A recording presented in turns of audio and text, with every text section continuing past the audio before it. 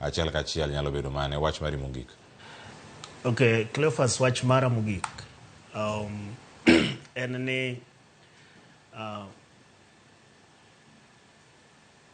lweny mar tieko mibadhi onego wariwre waduto, wawe keto blame games eng'ane. Adwoko erokamano nosiepa ma Chris Owala has been part and parcel of lweny mwasebedo kwagogi and under civil society.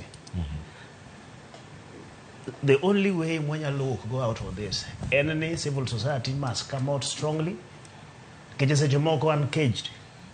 To civil society en japiny ma kawaida ma en gine mamage nitie gike mwanyalo timo outside.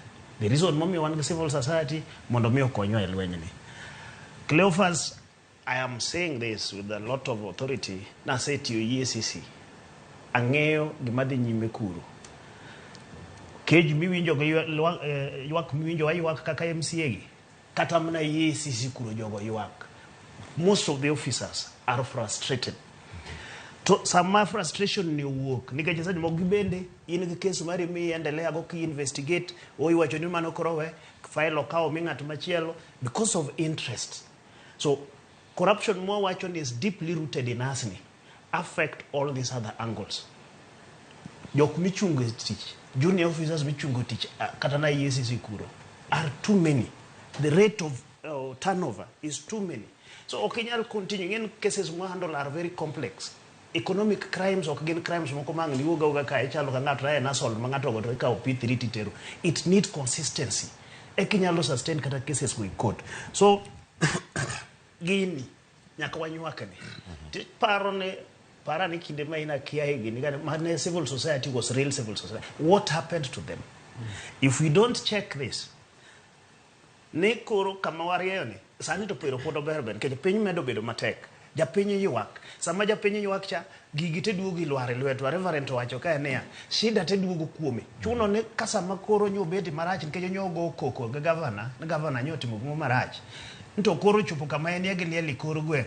Kaka ji dhi liedo no onge. Odhi ofuke nikech be an koko dhi ofuke mondo tim mae. To sama governor obiro kochungi liel kanye to penjo nda MCU ne an pokanene ga. So othuwi gi japiny. Koro gimana kwayo kenda wacho ne gini oriwo waduto. Let's come out kaka community. The civil society must be strong on this.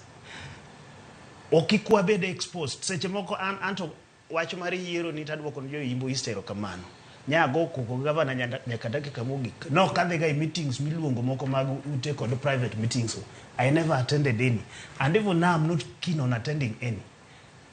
Wachung mondo mi watimi japiny to japiny no bende seche moko chopo kama japiny biro chungie kodi. Koro our colleagues as long as ni japiny ja okapar tienga manyogo koko sia mohinga to joga go koko to dakika mogik mochopo kata kama ng'ato bedo financed against to ba japiny ma kawaida cha nyochung koda.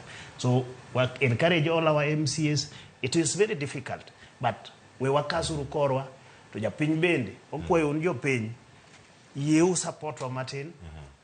Erokamano nyada ne maki kanu iko na kantie wach matimore Transmara ntiere lweny moro mantiere tong' ma Transmara sani Jojuma oyawre wan ndoro moka wachomo mana giko adong mana gi weche mogik kae madayudo kuom Mheshimiwa Tom Nyaoke kachiel koda ka Joel Munuve to watieko twak. Inyalo miya ne chal mar wach nyaka sani okinyi makaonu uchiewo machal nade kaunti ma Migori Chainya e tong' mar Transmara gin gik mage matimore nyaka sani?